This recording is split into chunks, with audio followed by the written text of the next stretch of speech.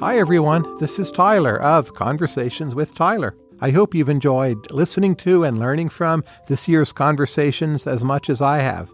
For me, it's the single most rewarding and instructive thing I do. This year, some of my absolute favorites have been, for instance, Neil Stephenson talking about science fiction, the future, and innovation, Masha Gessen on Russia and Putin and the history of communism, Russ Roberts on market economics, Carl Knausgaard on Norway, Henrik Ibsen, Norwegian art, Emily Wilson on the ancient Greeks, the classics, and Homer's Odyssey. If you've benefited from this podcast and enjoyed it, please consider making a financial contribution before the end of the year at conversationswithtyler.com/donate. All donations will go to the production of the show, including, first, new conversations every other week. And note that unlike most other podcasts, we often have to pay to travel to our guests, and we have never done a remote interview. Second, live shows in Arlington, Virginia, New York, San Francisco, Washington, D.C., and more locales to come. Third, full readable transcripts of every episode enhanced with helpful links. For me, doing Conversations with Tyler is about learning from other people and teaching other people how to learn. And that's what I try to do in each episode, is to show how listening and asking good questions produces knowledge and how that can help make the world a wiser place. So, if you believe in the power of learning through listening and reading, as I do, please support the podcast at conversationswithtyler.com/donate. Thanks.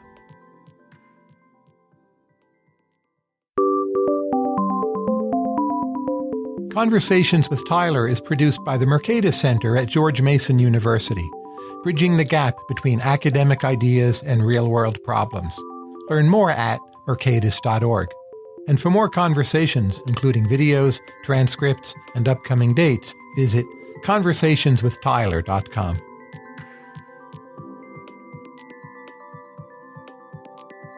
Today I'm very honored to be here with Esther Duflo, who recently has won a Nobel Prize in economics, the youngest economics winner ever. And today our date of recording is also, I believe, the publication date for her new book with Abhijit Banerjee, and that is called Good Economics for Hard Times. Esther, welcome. Thank you very much. Thank you for having me. My first question has to do with what I think is maybe your most important paper, and that's the 2015 paper in Science with Abhijit, Dean Carlin, and some other co-authors. And there you show that a cash transfer to the very poor combined with training and coaching has super high rates of return. Why don't people study that more? It seems to be the most potent intervention we have to fight poverty, other than migration.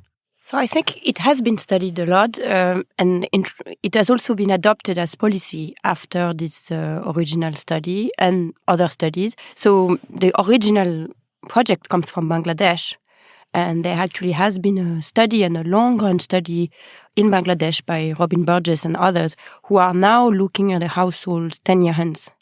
And you continue to see large differences between the households who got the transfer.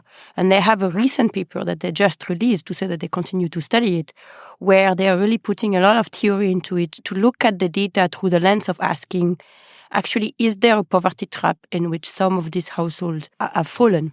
And they show that, in fact, there is such a thing with a threshold of wealth above which, if households can go above, they can grow to a point where they are significantly better off.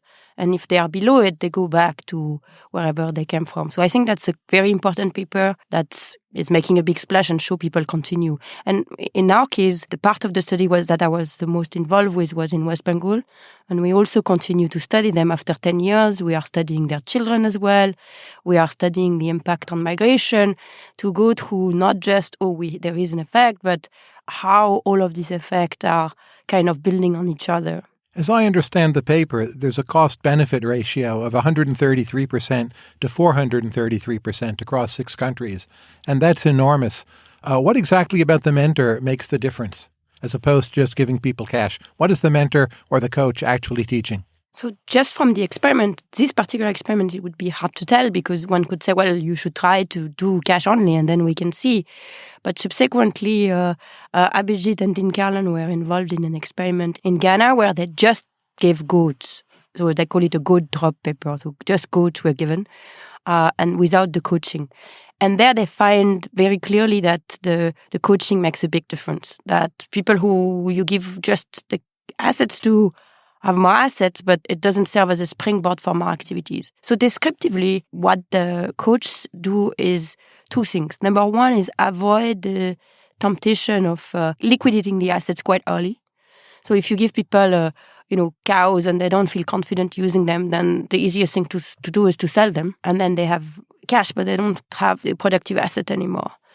The second thing is to provide the complementary human capital for taking care of your assets. So, for example, when people are giving cash, some people are given cash to start a petty business, but they have no idea, even how to go to the market, because the poorest person in a village are also excluded from productive activities. They have not really been working, or if they have been working, it's made in very local circumstances. They really have no idea. So the coaches are physically taking them to the market. Like, this is how you take the bus. And this is where you buy the trinkets that you're going to send to the village. And this is where, how you bargain for your trinkets and then come back with a trinket and sell them.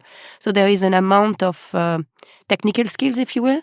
And the third component, which is harder to quantify, but probably very important as well, is confidence training. So they are meeting in groups, and those are people who've not been involved in productive activities often, living off alms or of very petty works, and they are making them kind of confident that they can do it. And how scalable is the coaching, in your opinion? That's a good question to which we should have an answer soonish, because there is now scale-up of these programs in various countries, and in particular in India. Some state governments in India are scaling this up as part of their program. So they are mainstreaming it as part of their program, still with the support of the original microfinance institutions that have been running this program, but hiring many, many, many people. So you will be able to see whether this was, you could do this with like the best NGO worker of the country and you only have 100 of those and then that's done, or whether this is something that can be spread. What is encouraging in this respect is that in Bangladesh, the program is huge as it is. It's enormous. It reaches hundreds of thousands of families as it is.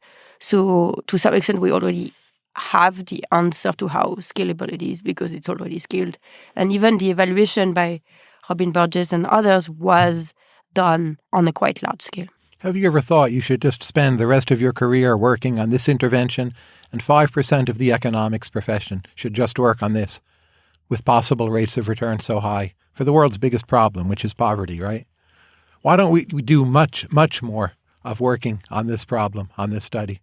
One should certainly continue to do more, working on this study and working on the questions you were asking about the scale-up and working on how various modalities of it. One, already the study you mentioned in Science was already a sign that there is at least some interest in the economics profession to focus on this question, because it was the second paper on this. The first paper was the evaluation of the mothership program in Bangladesh, and people didn't, say, oh, that's a nice program, let's go and study something new.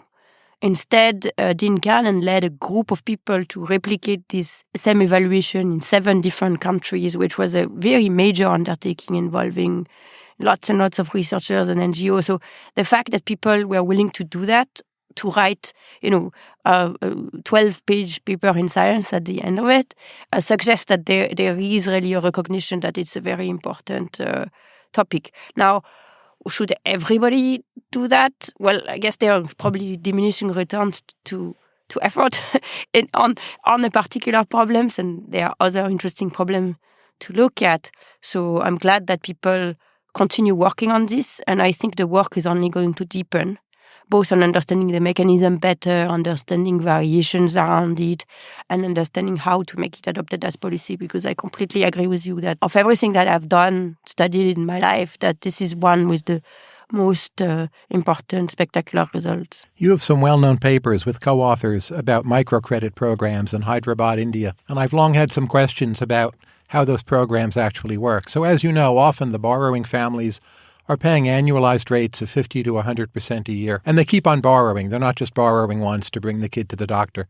They're in a steady borrowing program. And at the same time, they're not just drained of all their wealth. So does that imply there are rates of return on investment in those communities of 50 to 100% a year? And if that's true, why aren't the growth rates higher? Do you get my question? How does the whole thing fit together? Well, it actually does not imply that, because the plurality of this household, maybe the majority of these households, does not actually invest in any productive activity with the money. So most of the interest are paid from people's regular job. But don't they just get drained dry if I borrow it every year at 80%? It's not the same households that keep borrowing and borrowing and borrowing. In fact, the number of repeat customers is less than you might think. People join microfinance, take a loan, buy something. It can be like a durable good, for example, like a fridge or a cycle, and then use their regular income to repay it. So for some households, that's a very, very expensive way to save in some sense, because what they're looking for is accumulating enough money to buy this durable good that they want for their household. But it's very difficult to save because there are no saving instruments and there are a lot of temptations, etc. So the microcredit officer serves as a kind of commitment device. Once you borrow the money, and the incentive of the credit officer is very strongly to make sure that everybody reimburses, then that will kind of create a way for you to get your assets and then progressively reimburse. So that's kind of a funny way to save, but I think it's a reasonable response in the environment. And then there are some people who are borrowing for business. And we have a recent paper where we look at the same setting again, but now 8 years after microfinance was introduced, and in fact 2 years after it's gone, because there was a huge crisis of microfinance. And we look at the group of people who had a business before microcredit even got in. So there are people who actually borrowed to invest in their business often. And for those guys, we actually see that some of these people actually have very, very high rates. So there are some people with very high rates of returns, as you were saying, 50% or 60%.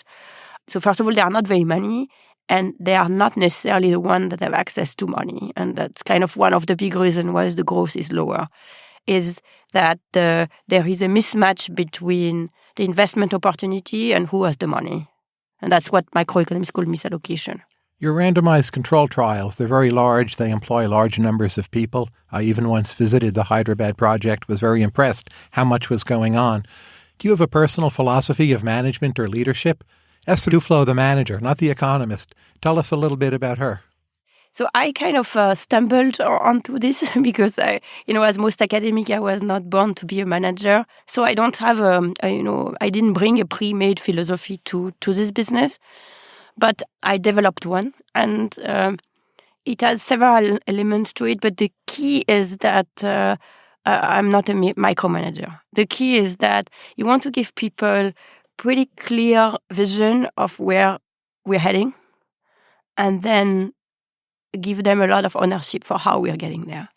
And that is true for the whole organization of JPAL, which is the kind of the sum total, the network of all these researchers, where from the very beginning with the first executive director, Rachel Glenister, it was really her thing to lead, and she put her mark to it. And we were kind of behind as kind of enabler. So that's true at that level. That's still true today, I think. And it's true at the smaller level of the project, where everybody has a piece that they own and they run with it. And, they'll make mistakes, and then we have to correct the mistakes. But the ownership of the piece of the project means that you get a lot of effort and a lot of creativity of everyone. And then I must say that I'm in a very good business, for no credit to me, because the people who get attracted to this work tend to be very committed and kind of passion-driven.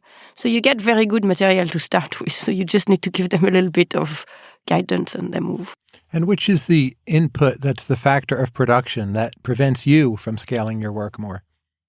Well, I think it is scaled quite a bit. If you took it, but you're not doing 5x of what you're doing, right? Something stops you. It could be money, it could be talent.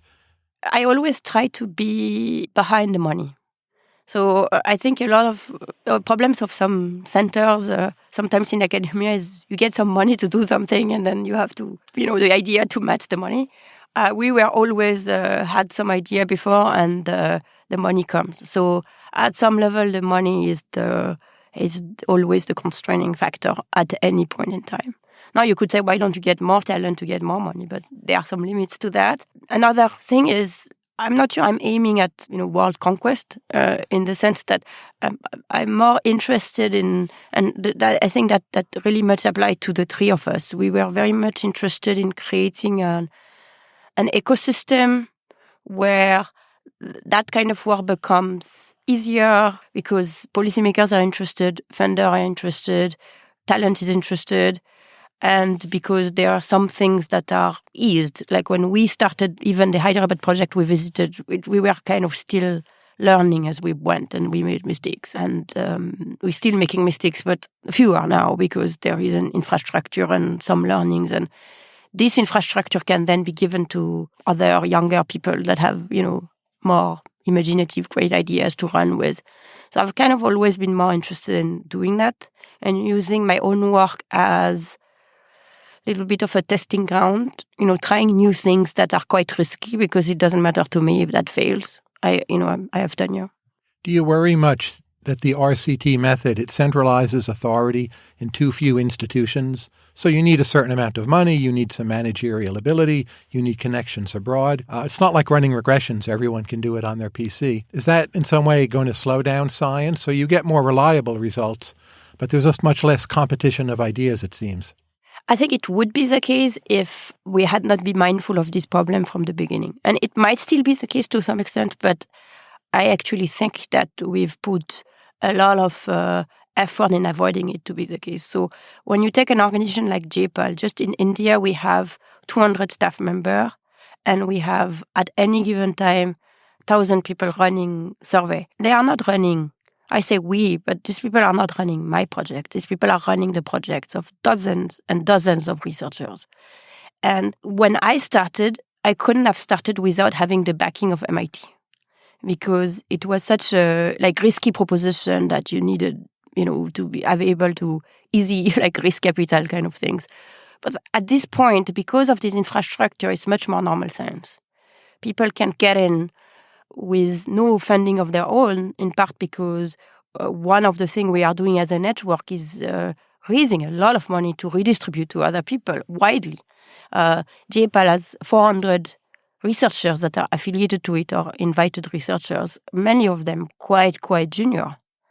So that sort of makes I think it was very important to us, and I think we've been quite successful at it, at making the tool more generally available. It's never going to be like running a regression from your computer, but my philosophy is that if you have the drive and you're willing to put in your own sweat equity, you can do it. And our students and many other students who are not in top institutions are doing it.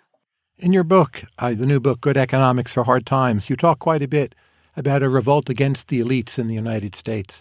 But what if I say, well, the elites are underrated, they're pretty good. Who else runs RCTs other than the elites? I mean, what's your response? Do you side with the revolt or you side with the elites? So first of all, I think that it's good if it's not just the elite who are running RCTs. So back to my point of trying to make it a general tool. That's the elite of the kind of academic movement. But you could say, well, they are still academics. So in the broad scheme of things, they are still the elite. Second of all, my problem is not with the elite. My problem is with the attitude of the elite with respect to everyone else. I don't even know what elite means in this context. But if us economists as a profession spend more time trying to understand what are the problems of people who do not have, say, the comfort of an academic career behind them, then we can make progress in understanding the issues and therefore potentially in thinking through policies that might help solve these issues. So it would be a bit hypocritical of me to be against the elite, given that I am like the elite of the elite in some sense, like from when I was born. It's a type of problem that you choose to put your attention on that matters. In your new book, you seem at times quite skeptical about how well economists can understand what drives economic growth. But what if I just looked at a few cases? I looked at, say, Singapore, Ireland, Poland, which have done remarkably well in the last few decades, And in each case, you had leaders who more or less followed the prescriptions of economics. They had the will or the ability to do so. I watched all of those experiments unfold. I felt they were going to do pretty well. They did extremely well, actually better than I thought. Don't we, in fact, have a pretty good idea of what does drive growth? It might be different for each country, but you go to a country, you look at it, you have a good sense. Many countries have done it, and it's worked. Why is that wrong? Well, then I could, give you South Korea, and it did pretty well too, with an entirely different set of policies. Oh, sure, policies can be different, but given a country, it seems the leaders can know, and if they have the will to do it, it happens. Well, if the policies are very different from one country to the other and are, a complicated function of the context, and, in Ireland, you need very low tax rates, but in South Korea, you need industrial policy. That a little bit reflects our difficulty as economists to have come up with guidance for the next place. Because, the next, take, Ethiopia, and they want to grow. The question becomes, do we have anything in the experience of the past country that will help us for sure predict the set of steps that Ethiopia needs to take that is going to lead them to grow? My firm belief is that we don't, but if you do, then you have a side gig into helping Ethiopia, and that would be great. But Ethiopia has grown about 10% for 10 years running. They invest about 38% of their GDP. It may collapse for political reasons, but if they stay on the track they're on, isn't that further evidence that they figured out what they need to do to grow? They had the will to implement it. So far it's working, politics allowing. That's why I picked Ethiopia, because in a sense they have their own path, but the thing is the own path becomes so particular. I'm not saying that good policymaking is not feasible, because we have lots of examples of good policymaking and lots of examples of bad policymaking, actually. But the good policymaking is so varied that at the scientific level, it becomes very quickly good things are good. Because the path of Ethiopia, even, how the steps that they had to take to kind of carve out a place in international trade, for example, is very different from what a country like China had to do just by virtue of China existing, etc., etc. So I'm certainly not saying that good policymaking is not feasible. I'm just saying that we haven't found, it seems to me, empirically, we haven't found a series of prescription that we could give to countries saying, if you do this thing, it's going to work out. And similarly now, growth is slowing down in India. I don't think, at least I wouldn't know what to tell them what to do, what they're supposed to do now. I don't think themselves know.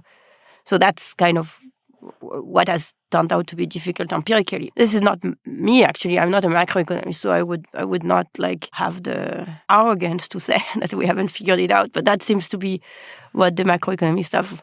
The conclusion they've come to is that they haven't gotten a set of recommendation, even context-dependent recommendation that they can kind of run with. As you well know, there's a number of papers that suggest human capital is a factor of overriding importance for economic growth. I think Mankiewicz and Romer attribute 80% of growth to human capital. What's your view of those theories?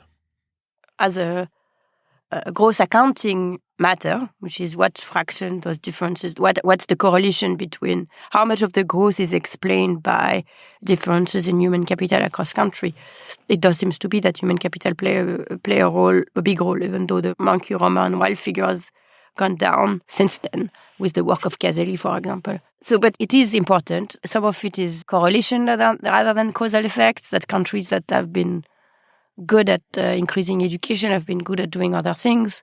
Also, countries that have grown fast also generate an incentive to invest in education. That's all paper by Bills and Kremer that kind of nicely makes this point. But the bottom line is that I'm totally ready to believe that human capital, broadly defined, education in particular, plays a big role in growth. And to tell you the truth, even if it didn't, then it's not a big bet to invest in education anyway, because worst come to worst, people would be educated, which seems to be a good means to an end. It could end in itself. It's not just a means to an end. But then the question becomes, so I will kind of totally go with this repression. Human capital is super important. In fact, it is what I think was the original impulse of Michael Kremer when he worked on the first RCT, he was coming from growth. And he thought, wow, human capital plays a big role in growth. Now, what's human capital? Once you said education is important, you have to start unpack this question.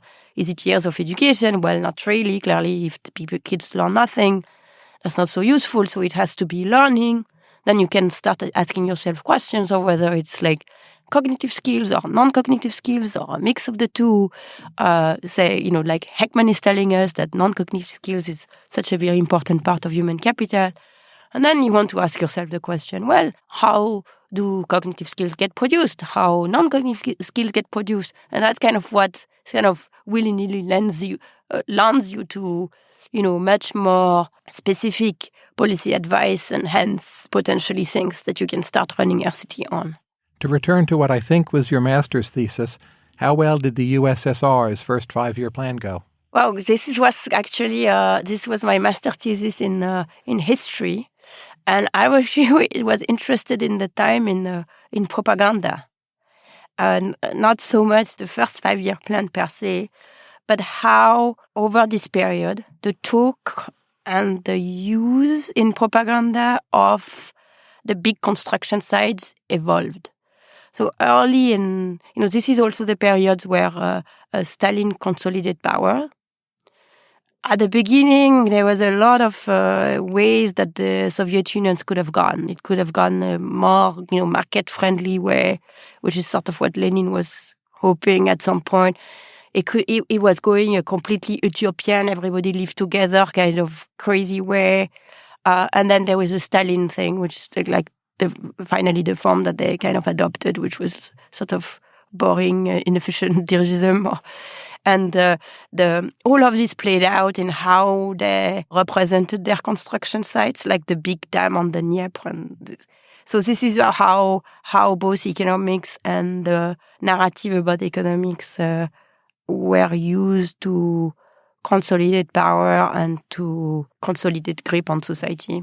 And you didn't like economics at first, I read in one interview. Why not? What happened? What soured you on it?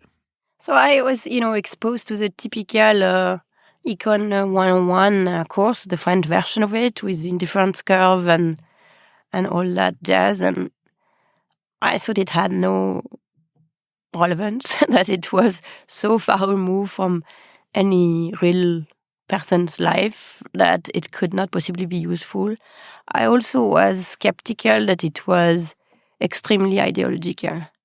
That, if you want to show that minimum wage is bad, then it's very easy to write a supply-demand curve and an horizontal line. And, lo and behold, minimum wage is bad and redistribution perverts incentives. And I thought the conclusions were a little bit too directly coming from the assumptions that were put in.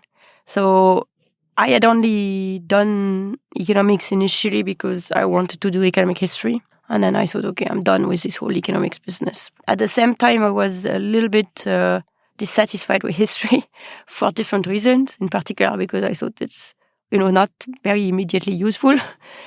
And so that's why I decided to go to Russia under the pretext of writing my master thesis, but really to get some exposure to the world.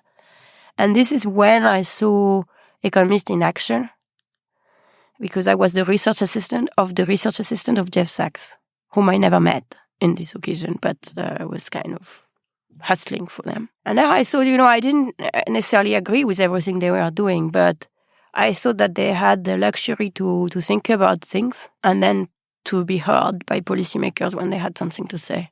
And I thought, wow, this is like the best job in the world. And I still think that. On the internet, there's a photo of a teenage Esther Duflo, at least it looks like you, protesting against fascism in Russia. On top of a tank, is it? That was a bus. And it was me.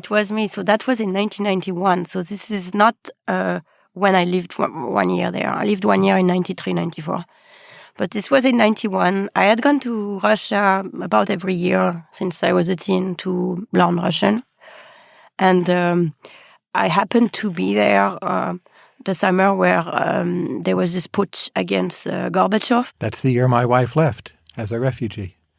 And that summer, so we actually watched TV And I do remember this, like those Gekachepe, they were called, like fascist communists, old, half decrepit, half dead, making the coup. And we were like a bit shocked. And with my friend, we decided that we would go out in town to see, what's happening. And we went. And we went towards the White House, and we couldn't see very well because there were a lot of people. So we saw this trolley, and I said, "Let's go up. We are going to have a good view of what's going on." And we went to the top of the trolley, and it was, amazing because there was an immediate fraternization of the troops and the people. In retrospect, it was, not a very reasonable thing to do, but at the time, it sounded like completely happy moment. There was a truck that was delivering bread, and so it was the end of communism. And someone gave me that "Fascism nie praidiot" placard and asked me to hold it. I was like, sure, I'm going to hold it. So I'm holding my placard. We stayed there for a long time when things were happening. And next time I saw, in the evening, my parents called me and said, "What are you doing?" Because it turns out that image was on all the TV in the world. And that's how I very briefly became the kind of the face of this revolution. So that photo was then in a book. The guy never knew who I was, and recently he kind of put two and two together. Other than missing your family, what was the hardest thing about living in Russia for a year? Oh, Russia was a extremely, extremely hard place to live in at that time. It was extremely violent, just the day-to-day. And it was the end of communism, but mafia was out there replacing it. And some people were really extremely poor. They were given these vouchers, but they quickly exchanged them. You saw this woman queuing near the subway with one fish to sell.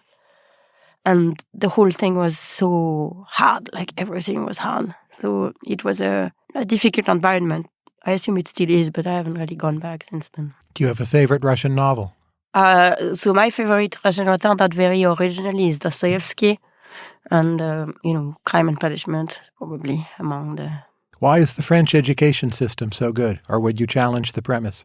The French education system is very good at producing a very small elite of very educated people and at reproducing it. But productivity at the median is quite high in France, right?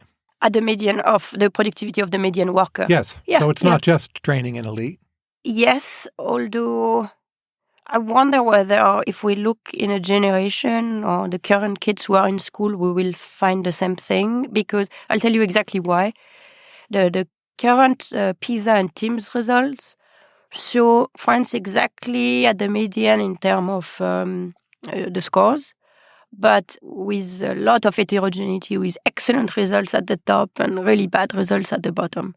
And the second thing that these test scores also show, I think it's the TIMSS, the math scores, is the strongest correlation of the OECD country between your socioeconomic class and your scores. So this is the place where being in a bottom quintile of socioeconomic class, income, parental income, is the most predictive of being in the bottom quintile of the math performance.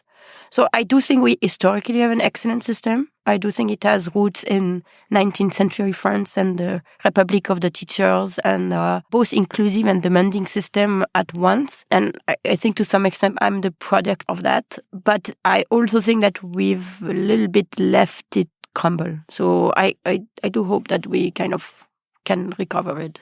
Does child rearing in France strike you as more sensible than child rearing in the United States? Oh, very much so. Very much so. You know that book, Bringing Up Baby?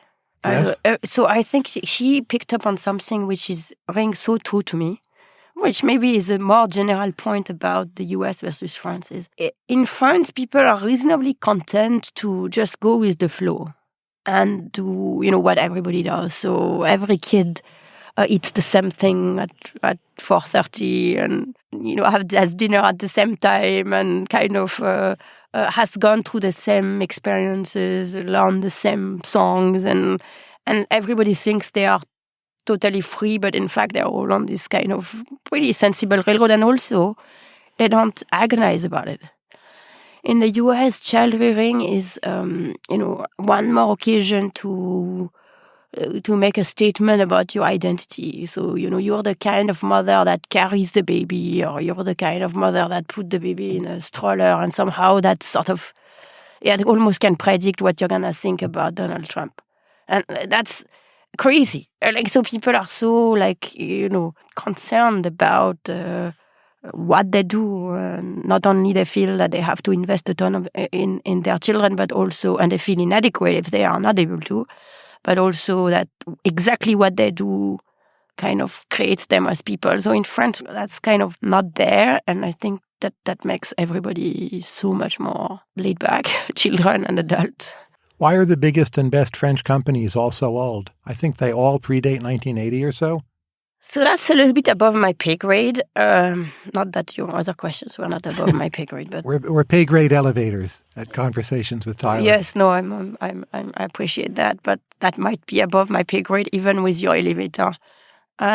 What economists seem to say about that, and I'm just going to parrot someone like Augustin Landier, is the idea that in the US, failing is quite all right. Like bankruptcy is not really a problem. Bankruptcy laws are reasonably easy to navigate, and there is not much stigma associated with failing. And so so there is more churn in the system, and that produces a bunch of horrible companies, but those die, so we don't see them, and that produces some good ones.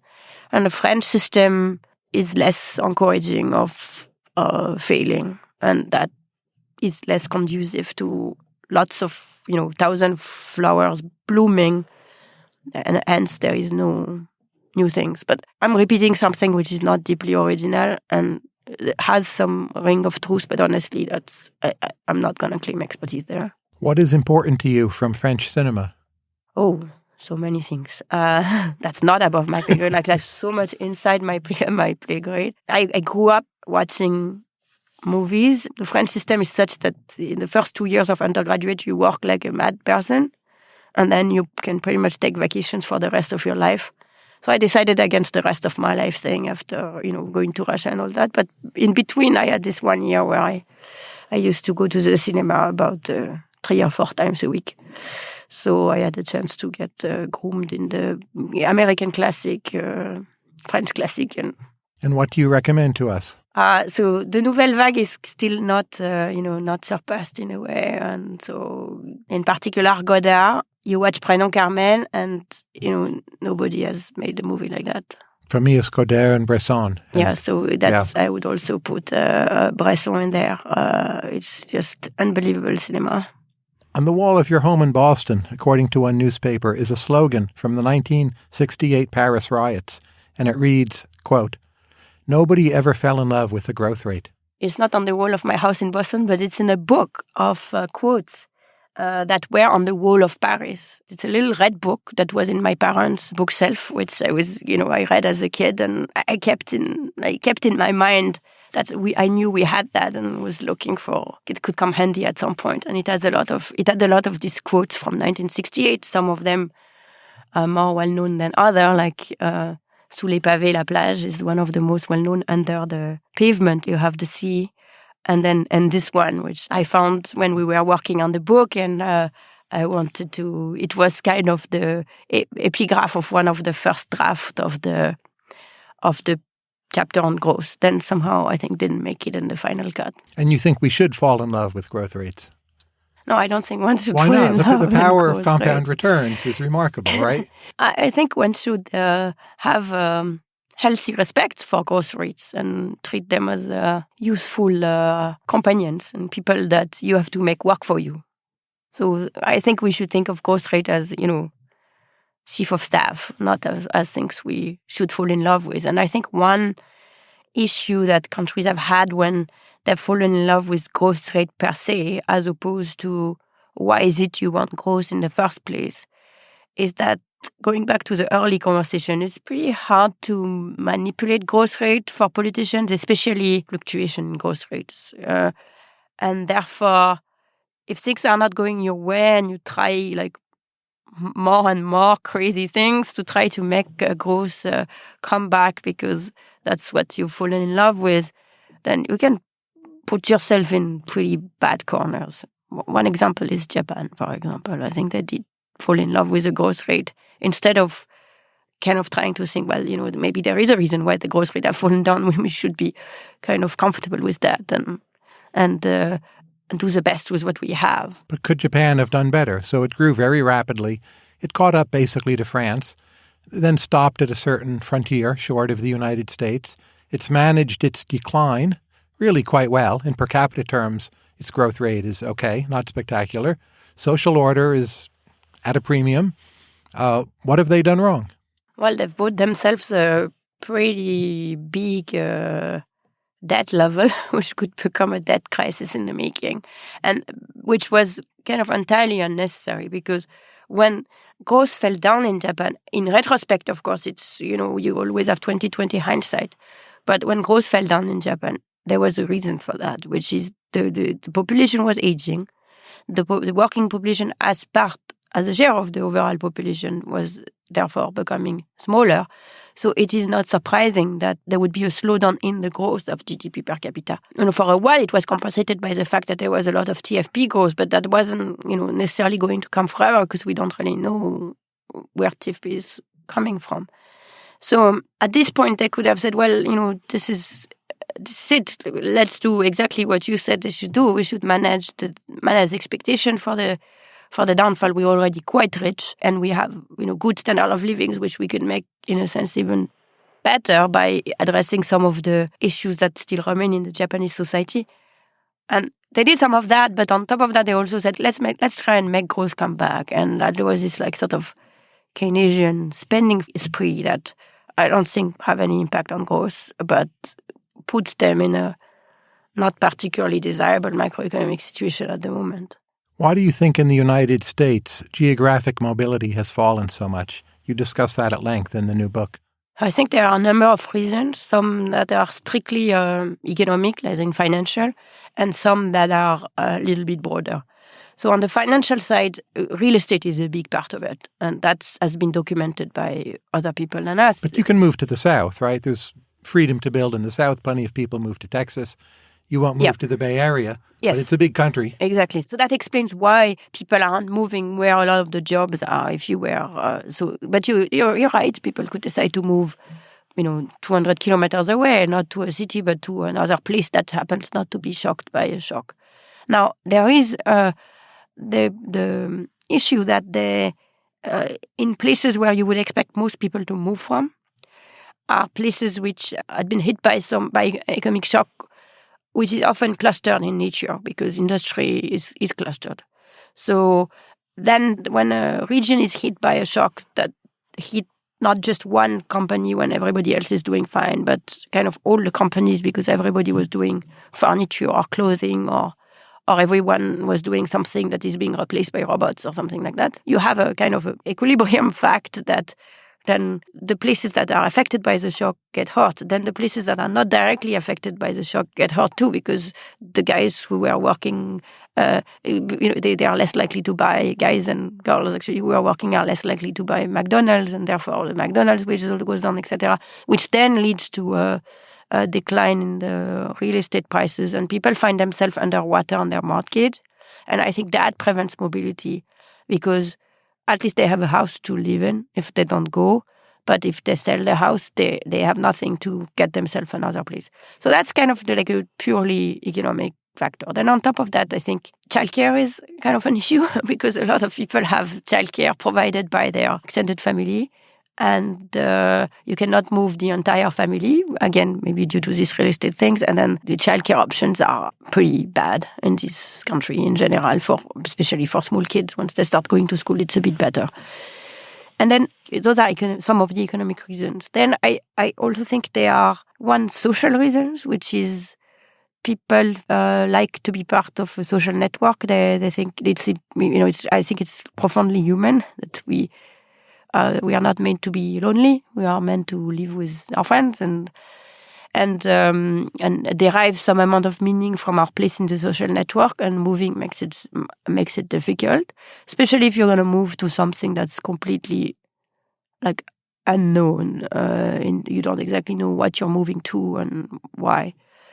And then finally is, and that's one thing that I think we think we should start put in a little more in our economic model, is the fact that it seems when you in surveys people keep declaring wanting to derive meaning from their job, but they don't always do, and they're more likely to be deriving meaning from their job if they've held this job for a long time, and if they've grown and in expertise and in ranks in doing this particular job. So here the geographic mobility is coupled with, or the lack of geographic mobility is coupled with a lack of sectoral mobility, where people aren't just not particularly excited or not excited at all to leave their job making furniture to take another job 200 kilometers away being a security guard in a furniture company. But why is any of that so different from the 1980s, when mobility was quite high, even for people without children? Mobility now is much lower than it was in the 80s. What's the difference? It's about half now what it was in 1948. And the decline started in the 90s. Yes. So it's very high in the 80s, and then something happens. And then something happens. And the 90s are good years, right? You would think mobility would be rising in the 90s. Now there's the internet. You find jobs through the internet. It's counterintuitive that mobility's fallen so much. Not only that, but it's also the years where you start having a lot of geographically concentrated shocks, because that's the 90s and 2000 is when trade with China picks up.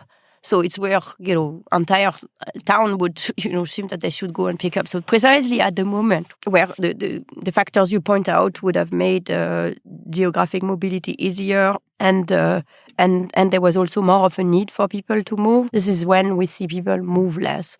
So we don't have the full answer to these questions, but I think it's a little bit related to this meaningful jobs question, this is also the time where the geographic movement would be not associated with finding a job in an other furniture factory 200 kilometers away, but would be finding a job in a completely different sector where you would be starting from scratch and you're taking a job that you have you think is demeaning. In your recent New York Times op-ed, you seem to argue that incentives are in general not that powerful in motivating people economically. And that surprised me, because if I think of most JPAL papers, incentives are pretty powerful. So your own paper on Indonesian roads, you put in much better roads, many more parents send their kids to school, right? It's a big response. The recent paper on drunk driving in India with Abhijit, police set up new roadblocks, people respond to that incentive, they take other routes. So there are all these papers you've done, your lab has done, showing incentives are powerful. Why, in the op-ed, say incentives don't matter so much? What the op-ed says is that financial incentives are overrated. Well, but getting educated or not being pulled over for a drunk driving traffic ticket, they're closely related to financial incentives. The traffic ticket, I think, is much more than the financial incentive. Like if you get stopped by a traffic officer, you lose your car right this instant. So I think there is the inconvenience is much bigger. So so the point is not that we are trying to make is not that people are not sensitive to incentive, because you can always construct incentive. If you construct broadly enough, then the incentive broadly enough, then it's almost always true. The point is also not that people are not responsive to financial incentive whatsoever. The point is that the response to financial incentives is less than what typically we assume it is. Both in terms of people seem to be pretty inelastic to taxes, both at all levels of income from the studies we have. People seem to be pretty inelastic to receiving money for sure. That doesn't lead them to kind of go on vacation. But that's just an income effect, right? It's not a price effect. So that's an income effect. So, but that's still, you would think the income effect also creates a disincentive to work. At least that's in our model. That's why we're a bit wary of welfare. But you take the negative income tax experiment. They, in fact, probably the first RCTs in the social science. As early as the 70s, they actually what they were doing. This was kind of a Milton Friedman idea. To kind of simplify welfare. But what they did in this experiment is to give people a certain level of income, but it was such that it was taxed away at a pretty steep rate. So about 50%, the people were facing about a 50% marginal tax on their income. And even there, the labor supply response were so low. But take that French work many fewer hours a week than Americans. Isn't that mainly a tax effect, a price effect? I don't think so, no. No? What would it be? Well, to start with, there is a regulation that's... But there were all these part-time jobs. In the 1970s, French and other Europeans worked more than Americans. Tax rates in Europe were lower. The 80s, expenditures and tax rates go up. I mean, it's always difficult to compare two countries, but my bet, based on kind of extrapolating from the micro study, is that that's not a financial effect, because I think it comes much more from regulation, like how much can you work anyways, and from the availability of jobs, the availability of part-time jobs. There's actually much less, partly also due to regulations, and less to individual effort response because they're thinking that they're going to be taxed away. That seems to me counterfactual. In the new book, why not have more on social conservatism? So take something like single parenthood. It seems to be a big problem. There are many new studies showing it's maybe a bigger problem than we had thought. It's a cause of poverty, persistent poverty. It's kind of a right-wing issue for whatever reasons. Why not have more right-wing issues in your book? We kind of do have these issues as outcomes. I don't know why it's a right-wing issue to worry about single parenthood because, as you were saying, all of the data suggests that it's not a very good thing to grow up as a kid of a single mom in their teens. So, and it's not a good thing for the single mom in question either. So it seems to me that it's not a right-wing, left-wing issue. In fact, the person I know who is the most left-wing probably is my mom. And that's one of her key battle hymn to try and reduce teenage pregnancy in El Salvador. And your father was a mathematician, right? Yep. And did you learn math from him?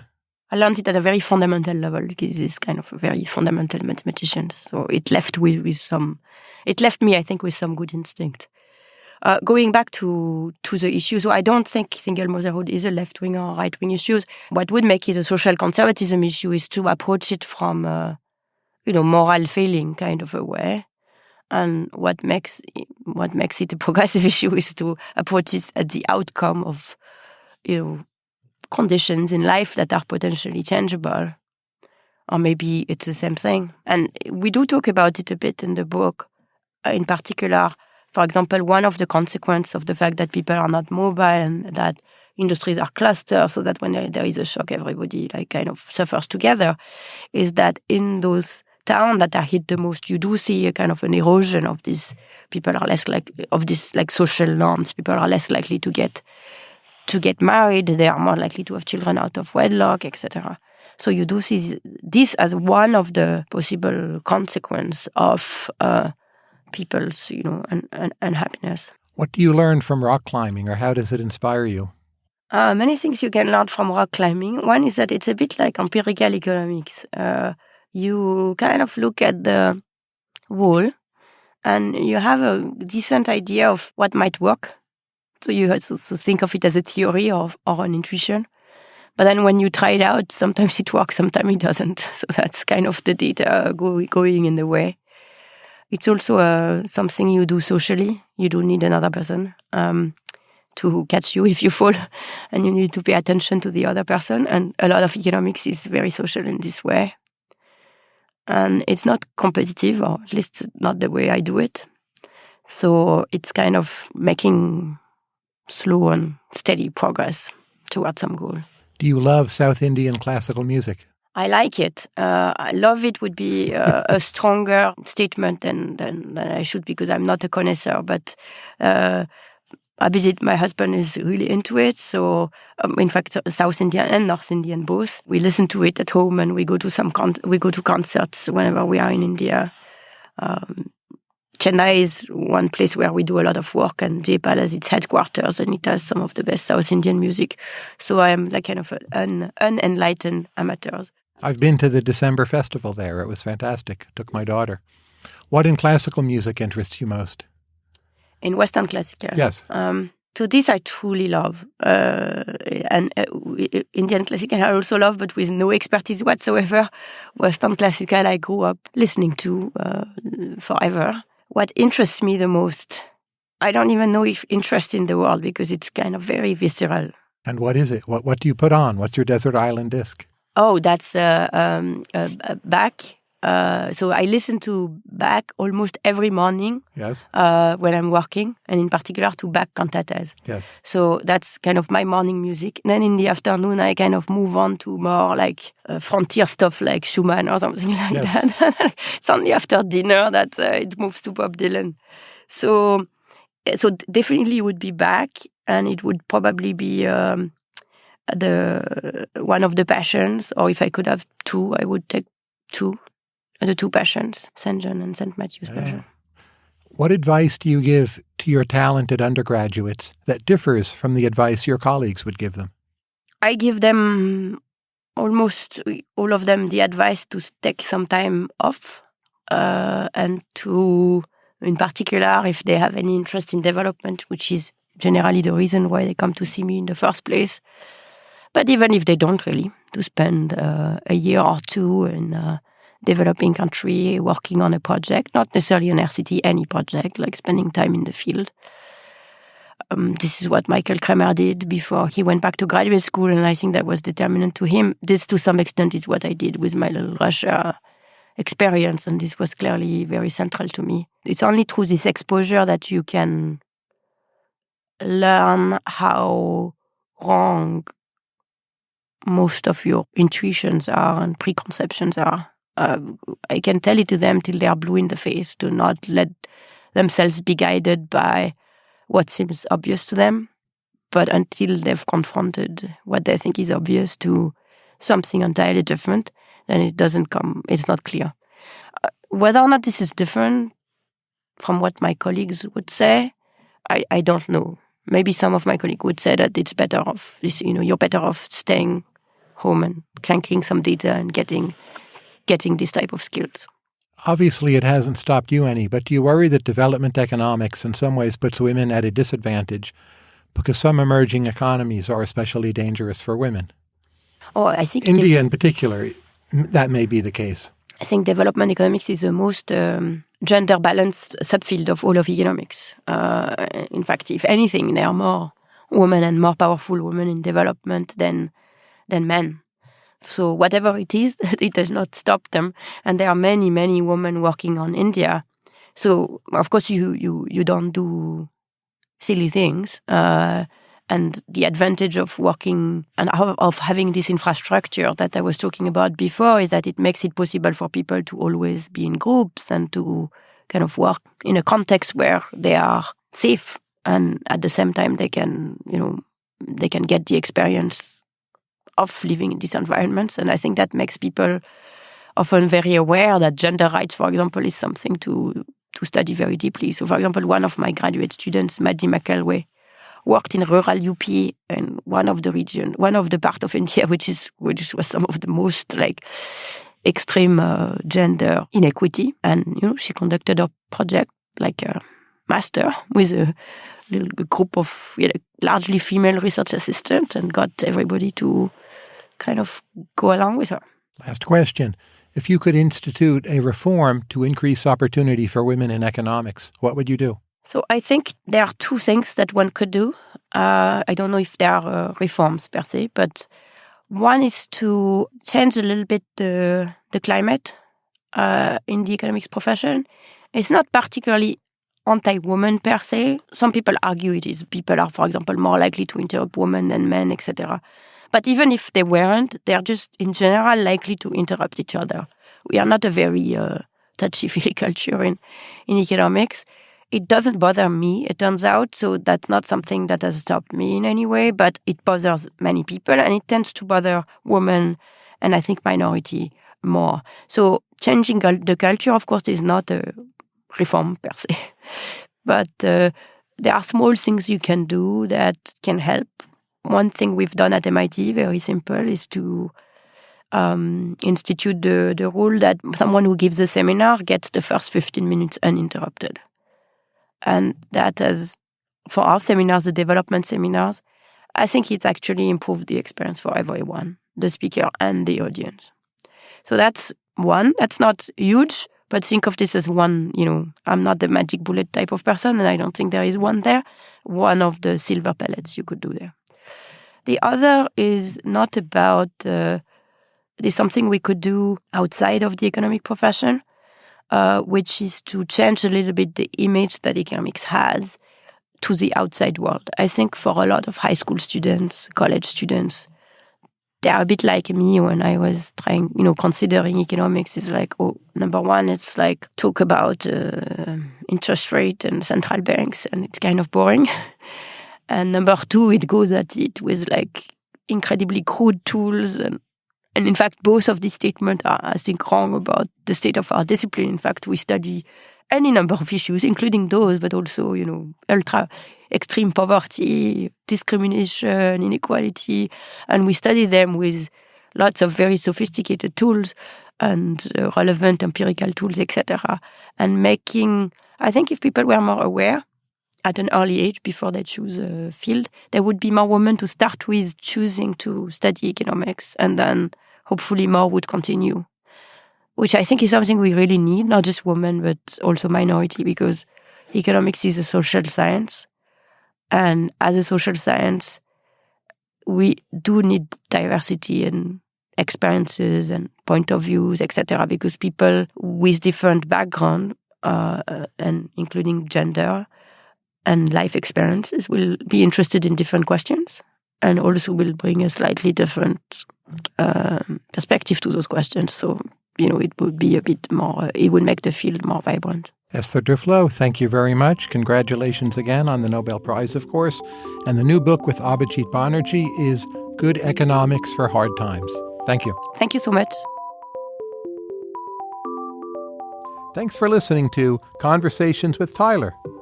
And don't forget to visit conversationswithtyler.com/donate to please support the show before the year's end.